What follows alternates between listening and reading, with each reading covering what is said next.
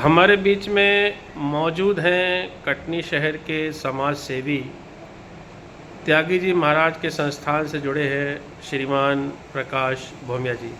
आदरणीय भोमिया जी, बताएं आप त्यागी जी महाराज के विषय में, उनके जप तप के विषय में।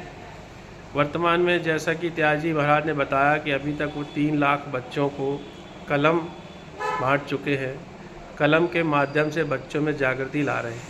चूँकि आप संस्थान के मुख्य रूप से सारी व्यवस्थाओं का सबका जिम्मा आपके हाथ में है, तो बताएं कि आप त्यागी जी महाराज की क्या स्थिति वर्तमान में है और भविष्य में लेकर त्यागी जी महाराज का क्या विचार है।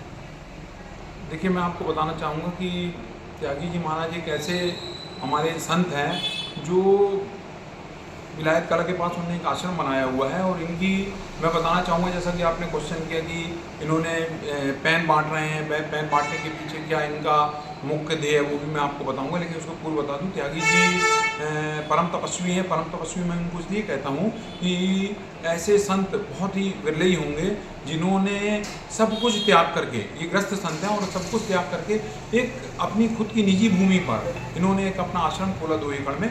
और ये एक साधना, एक छोटे से कनेर के पेड़ के नीचे इन्होंने अपनी साधना प्रारंभ करी।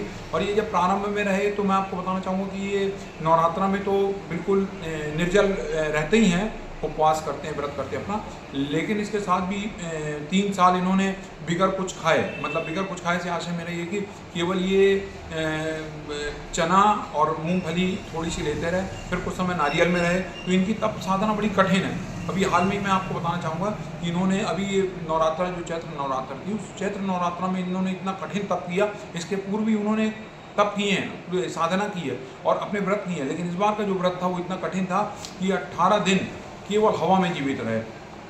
नागपुर से कुछ संत आए इनके जन्मदिन में, सबने अनुरोध किया कि भैया आप इस तरीके से कैसे आपका चल रहा है। तो एक बड़ा शोध और चिंतन का विषय था कि 18 दिन आप बिगर कुछ खाए पिए कैसे चल रहे हैं, हवा में कैसे जीवित हैं आप। तो ये बड़ा शोध का विषय था। हम लोग भी बड़े चिंतित थे। फिर हमारे नागपुर के जो संत आए हुए थे उन्होंने इनसे बड़ा अनुरोध किया।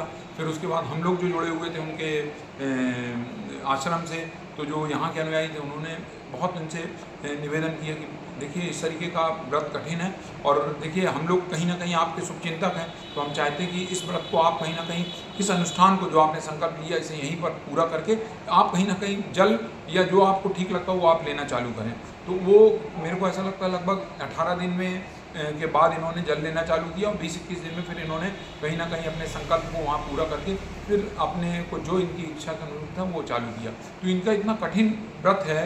और हमेशा मैं देखता आया हूँ जब भी इनके मन में कोई होता है, जैसे मौन व्रत पूर्व में रहे, इसके बाद इसके पहले जो मैंने बताया 3 साल इन्होंने कुछ नहीं किया, बीच में नारियल के उसमें रहे। तो ये कहीं ना कहीं, अभी एक आपने पेन की चर्चा करी, मैं पेन की चर्चा का विषय बताना चाहूँगा।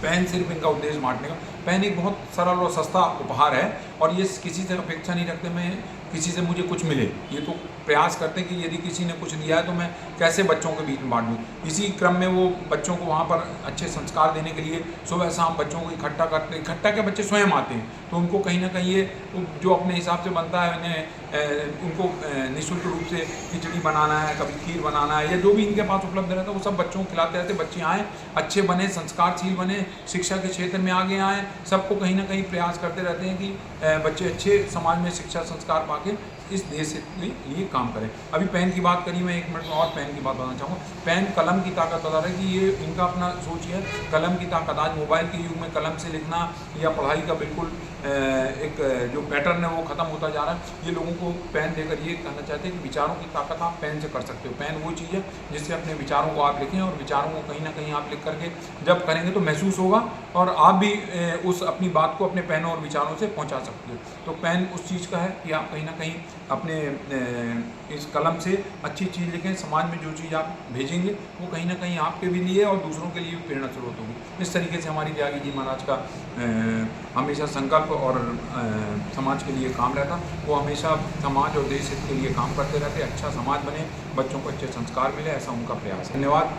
और जो कहते हैं जीवन में संकलन तो सब करते हैं लेकिन बांटना वाले बहुत कम होते हैं, और जो बांटने में आनंद है वो बटोरने में नहीं है। तो हम लोग बस कोशिश करते हैं कि जीवन हमारा बिल्कुल ऐसा ही सादा और सहज रहे जैसे उनके विचार हैं। धन्यवाद। बहुत बहुत धन्यवाद। सभी के लिए दीपावली की बहुत बहुत हार्दिक शुभकामनाएं। जीवन सबको ईश्वर ने दिया हुआ शांति सुखमय हो, समृद्धिशील हो, ऐसी हम प्रार्थना करते हैं। और त्यागी जी के आश्रम से लोग आएँ, देखें उनको और जीवन में महसूस करें। इतनी बात कहकर मैं अपनी बात को समाप्त करता हूँ।